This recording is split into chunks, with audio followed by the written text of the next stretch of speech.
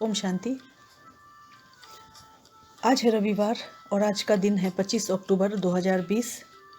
आज की मुरली का स्लोगन है, जिन गुणों व शक्तियों का वर्णन करते हो उनके अनुभवों में खो जाओ। अनुभव ही सबसे बड़ी अथॉरिटी है। अर्थात जो आत्माएं गुणों और शक्तियों से संपन्न होंगी, सर्व प्रकार की खजानों से जो आत्माएं संपन्न होंगी, उसकी निशानी सदा नैनों से, चेहरे से, चलन से खुशी औरों को भी अनुभव होगी। जो भी आत्माएं उनके संपर्क में आएंगी, वह अनुभव करेंगी कि यह आत्मा अलौकिक खुशी से अलौकिक न्यारी दिखाई देती है। क्योंकि बाबा कहते हैं सबसे बड़ी अथॉरिटी है अनुभव की अथॉरिटी। अनुभव में किसी भी प्रकार का देहभान जरा भी अपनी तरफ खींच नहीं सकता। तो अनुभव स्वरूप बन जाना, कर्म करते भी कर्मयोगी के अनुभव स्वरूप में खो जाना, इसकी अभी सबसे ज़्यादा आवश्यकता है। स्वरूप में बन जाना, हर बात में, हर सब्जेक्ट में अनुभवी स्वरूप बन जाना, चाहे ज्ञान हो, चाहे योग हो, चाहे धारणा और सेवा या किसी भी प्रकार की हो। तो बाबा कहते हैं कि सुनने और सोचने में फ़र्क है, लेकिन अनुभवी स्वरूप बनना, जो सोचा जिस स्वमान में स्थित रहना चाहे उसके अनुभव स्वरूप में स्थित हो जाए तो यह बहुत बड़ी बात है। तो अनुभव को कोई हिला नहीं सकता, क्योंकि स्वमान और देहभान, तो जहाँ स्वमान स्वरूप है, स्वमान के अनुभव में स्थित है, वहाँ देहभान आ नहीं सकता। इसके लिए बाबा एक उदाहरण भी देते हैं कि जैसे अंधकार है, लेकिन स्विच ऑन करते ही रोशनी ऑटोमेटिकली फैल जाती है और अंधकार गायब हो जाती है। तो अंधकार को मिटाने में, अंधकार को भगाने में मेहनत नहीं करनी पड़ती। वो तो एक रोशनी की एक स्विच ऑन करते ही स्वतः ही गायब हो जाती है। ऐसे ही जब स्वमान की सीट पर हम अनुभव का स्विच ऑन करते हैं तो किसी भी प्रकार का देहभान नहीं रहता, क्योंकि देहभान का भी बहुत सारा विस्तार है। तो बाबा कहते हैं कि भिन्न भिन्न प्रकार से बाबा ने तो हमें स्वमान दिए हैं, तो स्वमान को जानते हैं, पुरुषार्थ भी करते हैं, लेकिन अनुभव का पुरुषार्थ करना और अनुभवी स्वरूप बनना, उसमें अंतर हो जाता है। तो इसलिए मेहनत करनी पड़ती है, बाबा कहते हैं। तो अब हमको चेक करके देखना है कि हमारे अंदर जो गुण और शक्तियाँ जो हमने जमा की हैं, क्या हम उसके अनुभवी मूर्त हैं? क्या हमको उसका संपूर्ण अथॉरिटी है? क्योंकि जिस भी प्रकार की आत्माएं हमारे समक्ष आएंगी और उनको जिन शक्तियों की कमी होगी, उनको जो चाहिए होगा, अगर हम वो देने में सफल होते हैं, तभी हम अपने उन गुणों और संस्कारों के अनुभवी मूर्त हैं। क्योंकि हमारे अपने अनुभव से ही उनको अनुभव हो सकता है।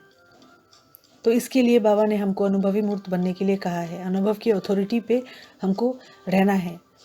तो इसके लिए बाबा ने एक बहुत अच्छा चीनी का अनुभव एग्जाम्पल दिया है। चीनी के बारे में बाबा ने एक बहुत अच्छी बात कही है कि हम सभी ने चीनी का अनुभव करके देखा है कि वह मीठी होती है।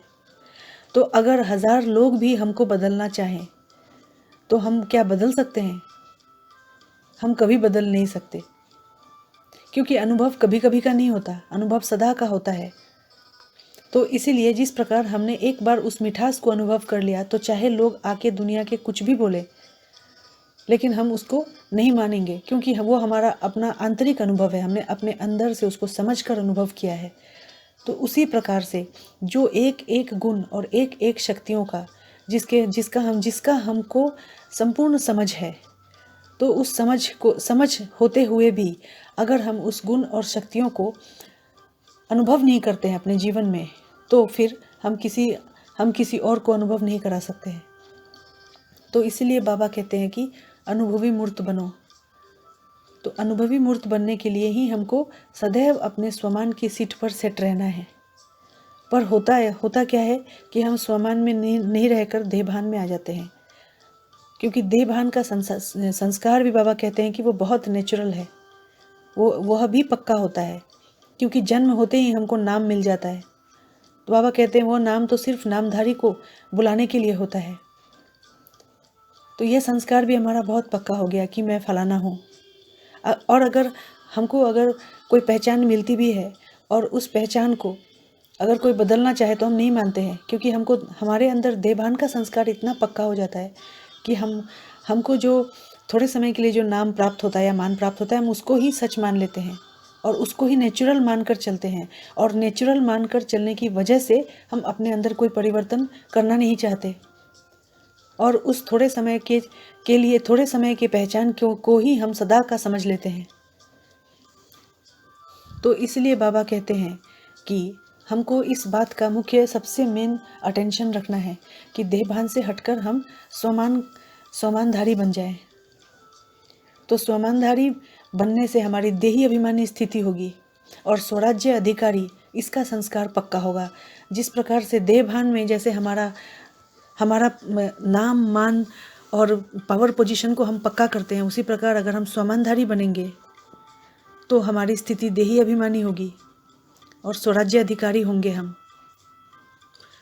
तो इसके लिए हमको अगर हम स्वमान का अभ्यास करते हैं तो हम चलते फिरते उठते बैठते सदैव हमको इसका अनुभव की अथॉरिटी में भी हमको आना है, क्योंकि हमको देहभान से स्वमान की ओर चलना है, स्वराज्य अधिकारी बनना है।